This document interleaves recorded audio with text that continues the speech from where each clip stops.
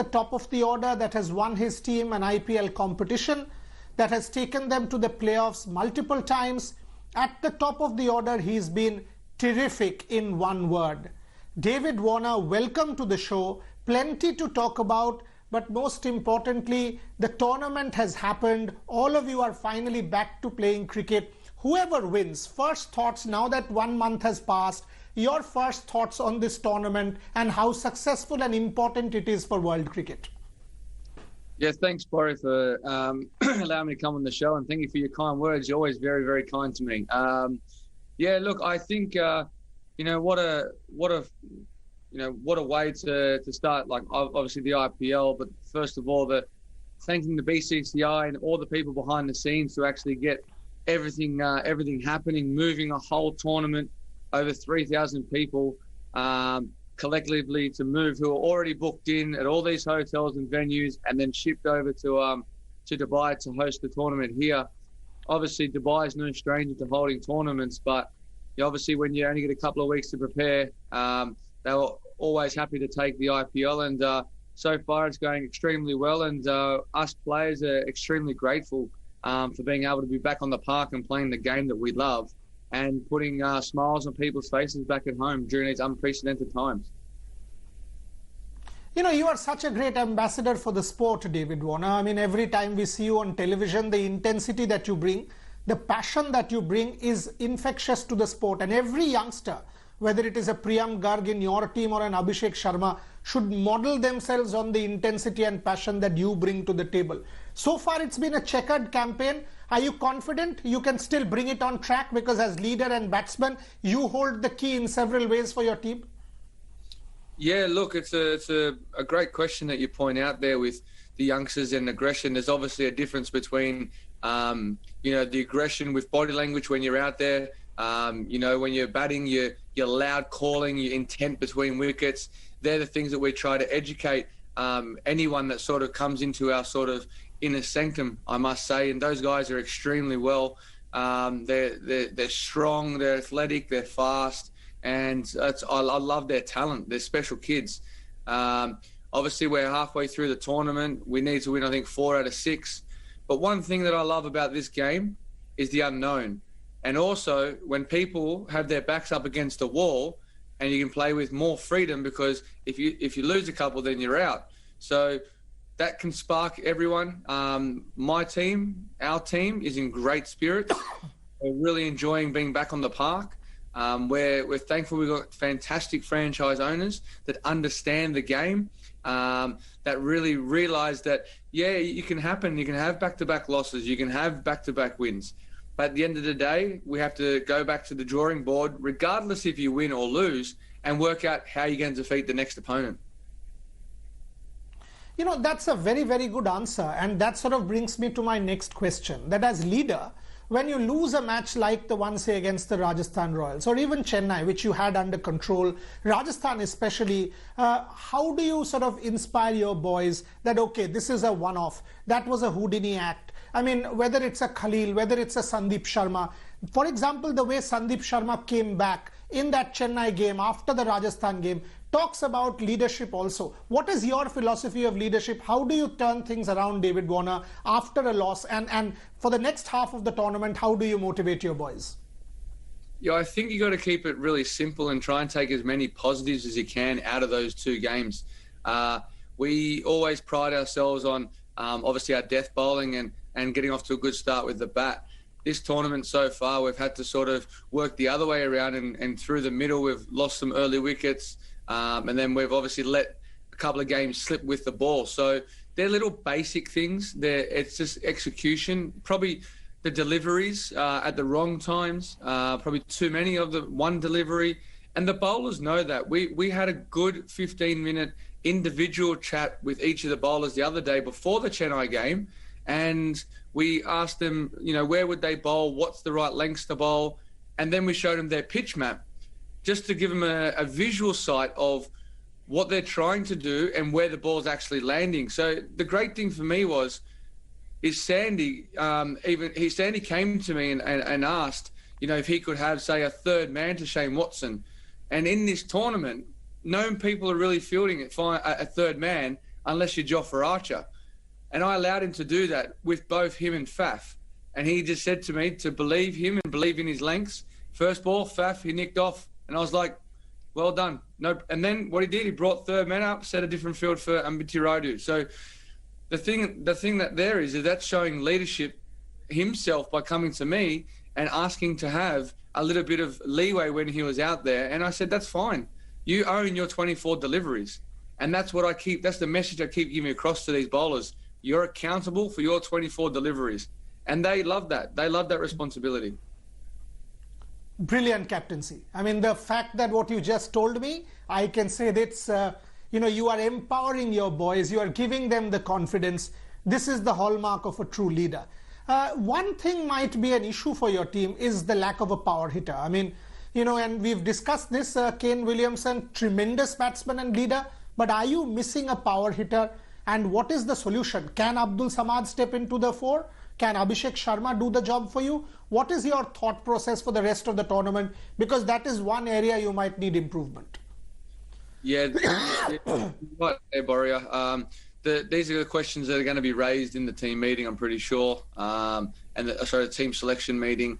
They're obviously going to be talking about that issue right there. The hardest thing about this franchise stuff is that IPL you can only play 4 overseas. It's very difficult with our lineup and what we have with our structure to try and fit someone else in. That is the ultimate question from last game, was whether or not play Nadeem or Abhishek. Would Nadeem benefit out of going, maybe 1 or 2 for 25 rather than the 2 part-time bowlers going for, 40 plus? So they're the things that we're going to have to tinker with. And then whatever we do settle with, I think we have to have that momentum. So give back-to-back games to that team to see how it works. Because if it doesn't work, we're out. So we just might as well keep working hard with that team that we do put on the park. There might be some disappointed people as well, but that's the game of cricket. You have to understand that it's the best thing for the team. We just got to accept that. Okay, coming to you again. One thing, batting, leave aside for a second. I mean, obviously you're a champion, and I will ask a couple of questions there. But the one thing that every youngster who watches you, Virat Kohli, AB de Villiers and Johnny Bairstow do together is running between the wickets. That is just exhilarating to watch in those temperatures, even after you field for 20 overs and you're throwing yourself around every ball. When you come out to bat, the way you run between the wickets is a lesson for any youngster watching the game. Day in, day out, you are able to do that. It is special. Can you give me an insight into this aspect of your game that every youngster in your team from India should learn from you? Yeah, from my point of view, the understanding about smart cricket. So outside the first 6, you don't have to take those risks. I'm not like a Kieran Pollard or a Hardik Pandya. I just can't go out there for the team's point of view and just try and hit 6s. They have the luxury to do this. So we need to, for me, I believe if I can get 6 2s, there's 12 runs off the over. If you can do that for 4 or 5 overs in a row, yeah, you're going to be tired, but I'm trained for that. I've worked my backside off for years and years and years to be able to do that. So you take out those risks by being able to hit 2s, and then what happens is you might get a boundary ball. So it's all about thinking and the thought process behind it. That's like having an extra string to your bow, being able to run fast 2s. And it's great to have guys at the other end who are able to do that as well. But in saying that, you as a partner have to be able to communicate and trust each other's calls. That is what I've got with Johnny when we're batting together. I haven't batted too much with the other guys yet down in the middle, but they understand, when I call 2, doesn't necessarily mean it's going to be 2. It's you're looking for that 2. So they're the things that you have to actually work on when you're out there. But the physical side of this game, is important with big boundaries through the middle. You here in Dubai especially, it's 85 metres. Yeah, you can hit 85 metres, but it's a high-risk shot because you have to hit it so clean to clear the fence. Now, if you've got the option to run 2s in that middle period, it's risk-free. That's from my point of view. The bigger guys, they can definitely try and take the boundaries on. Super, super. I mean, now to a bit of a critical one, Devi, and I want your thoughts on this. Virat Kohli is on record taking the point from your game against Chennai and that Paul Rifle call of a wide, and he says captains should now have the opportunity, should review wides and waist-high full tosses. Because one such ball, if Rashid Khan got that for 6, that match could have gone anyway or either way. So Virat is on record saying captains should now have the opportunity to review these. Your thoughts on this? Because one ball, we know, in this format can take the game other way or any other way. Umpires can make mistakes. Paul Rifle did. On television, it was proved. So your thoughts on Virat's comments? Yeah, look, I think having seen the other day, I know that players, myself guilty, when the bowler bowls a bouncer and we think it's, it should be a wide, you do question, where's the consistency? But as we've sat through these captain meetings plenty of times, they still want to keep a human element component to the game, which I know with technology, it's all there, right? It's there to use. But what people have to understand is if we're talking about, as captains being down in overs and time and you're going to lose, a couple of lack here and there if you're late, well, you're going to slow the game a lot more down. So, in that case, they're saying waist high, no balls. They'll always check if you're out only. So you can't review that. I find wide calls, look, that could be a third umpire decision as well. Now as well, we've given the no balls. I think if they feel like it's a wide, I always had this argument, you have the wide line, a bowler's bowling this way. Now, where does it cut the wide line? The front of the wide line or the back of the wide line? So there's so many variables in this. There's no right or wrong answer. I just think the other day with MS, at that point, I know he would have been frustrated if it was called a wide, but the simple fact was it was a wide. The umpire was going to call a wide, and he changed his mind by looking at the opposition captain's body language. Now, I'm not saying this because it was MS Dhoni. It was because the captain was in the sight of the umpire right behind him. So he's behind there as wicketkeeper. He can see that. So he's showing his frustration, which we all do that. We all do that at times as captains. We show our frustration. But at the end of the day, they can make their calls how they make the calls, and we just got to respect that. So there's no point of arguing. Can't take it back.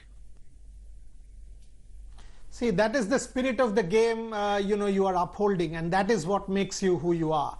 That at the end of the day, it is very important to say, okay, yes, there was a mistake, but there is a human element. Love that. Love that, because all you said everything, but you said ultimately what prevails is the spirit of the game. That's what makes David Warner. Superb. Superb. There was an argument between Khalil and Tewatia. You stopped that. These kind of things make you who you are. Absolutely make you who you are. Now, Davy, when you have to turn things around, you've already given me an insight. Now, you've got to lead from the front. Does that make it more pressure for you, or you are accustomed that Hyderabad Sunrisers in many ways equal to David Warner, Johnny Bairstow, Rashid Khan, Kane Williamson, that kind of thing? Obviously, David Warner. Does that give you more pressure, or you sort of look at it as, this is my role, I am the leader, I will have to take this as an opportunity? How do you look at it? Yeah, the role that I always play is the one that I've always dreamt of doing. I open the batting for my country. I open the batting for Sunrisers Hyderabad. I open the batting for New South Wales. I'm very fortunate to be able to do what I do, and I really enjoy that. The responsibility of being captain or being a leader in a team, you have the ultimate responsibility to go out there and give 100% every time you go out there. And that's what I try to achieve every time I walk out there. Do I feel the added pressure?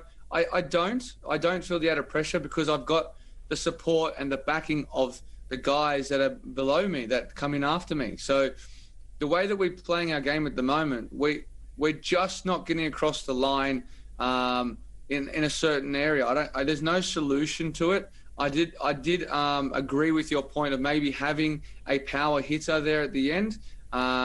Could be missing. I think the one detail that we haven't had two batters in towards the end of any game. So that there is one slight problem. So that's really important to winning games.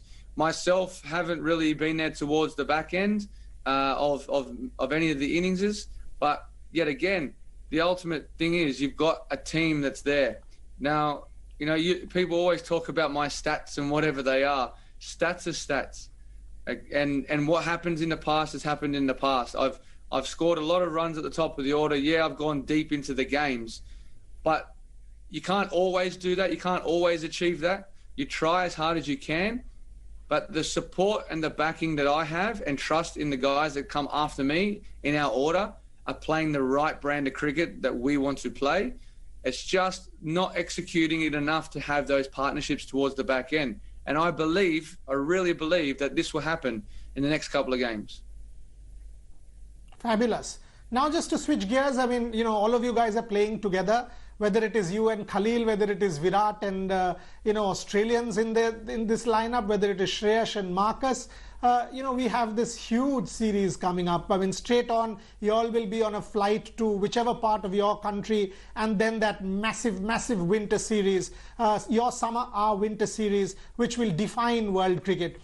It's such exciting times for world cricket. Are you looking at that as well? The India v Australia, you missed it last time.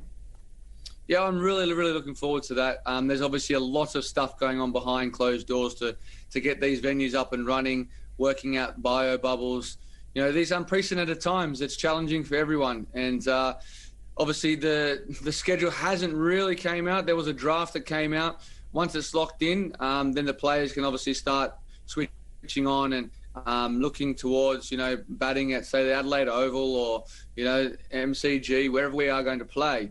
And switch on to that mode. At the moment, we're all friends. And then once we get to Australia, it's off that plane. We say our goodbyes and give each other a hug, and it's battle of the country. So I'm really looking forward to that. That's a great thing about IPL. You get along so well, but we can compartmentalize, and that's the beauty of it. We can switch. We can switch it like that, and I think that's where the passion lies with especially guys like Virat, because his passion is fantastic. It's great. He rides every single moment, and that's what gets him into the contest, and that's why he plays the way he does. And that's why he's so good. So I'm really looking forward to that challenge. I really missed that series. I watched very closely, but at the moment the thing I'm seeing is that there's a few injuries floating around as well. So that's what comes with playing no cricket, not being able to get out there. A few of the Australian guys as well. We've spoken about how fatigued we're getting, into this sort of IPL campaign just because of the heat. Like, it's so hot, so it's really zapping you. The back-to-back games, you've got to improvise with ice baths. You have to have ice baths in your rooms because you can't, in the change rooms, you can't shower in there. You can't use the toilet facilities. So all these strict bio measures, people are going to have to think outside the square, especially when we get to Australia as well, how to recover. Last question, Davey, on my show. That India-Australia series, I think it is now as big as the Ashes. I mean, India v Australia, that series, the kind of viewership, the kind of interest, the kind of intensity, competition, it is as big as the Ashes for world cricket. Do you agree with me that it is that marquee series now, that each player who plays in it will be looking forward with bated breath? Do I have to be political? I think, 100%. Since starting playing Test cricket, I didn't realise how one-sided everyone just sees the Ashes is the Ashes. That's the pinnacle of playing Test cricket for Australia, is playing the Ashes. When you play against India, it's a different ballgame. Like, it's the energy's risen a bit more. You got this sort of like, you almost go over to India, and it's almost like India themselves think when they come to Australia, you go, all right, how am I going to scrape to win? How are we going to scrape to beat these guys? What do we have to do to get that first win on the board to make a statement? It's a very difficult thing. It's hard, fast wickets to slow spinning wickets. It's such a difference. Where Australia, you go from using a kookaburra to a duke that swings around corners. So there's two, big contrasts. So I think in saying and in finishing, the contest between India and Australia should be definitely held in regard up there as one of the biggest series in world cricket. Absolutely. Absolutely. And may I finish on these lines that, as I've said at the start of my show, you have shown consistency of a level which is unmatched and unrivaled. Hyderabad Sunrisers need you. Australia needs you. The rest of the IPL needs you, the brand, because you add to that brand. So all I will say is more power to you, more strength to you as leader, batsman, captain, ambassador. Turn it around for Hyderabad Sunrisers. You can, because you are David Warner. You're good for the game. And thank you very much for once again gracing my show. Always a pleasure to speak to you. Wish you the very best. And as I said, more power to you. Thanks, Boria. And I just want to say one thing. I just want to make sure that everyone keep doing what you're doing at home to stay safe and stop this virus. Keep working hard. We're all in this together. And thanks for all your support. Cheers, buddy. Thank you very much. Take care, buddy. Thank you very much. No worries. Thank you.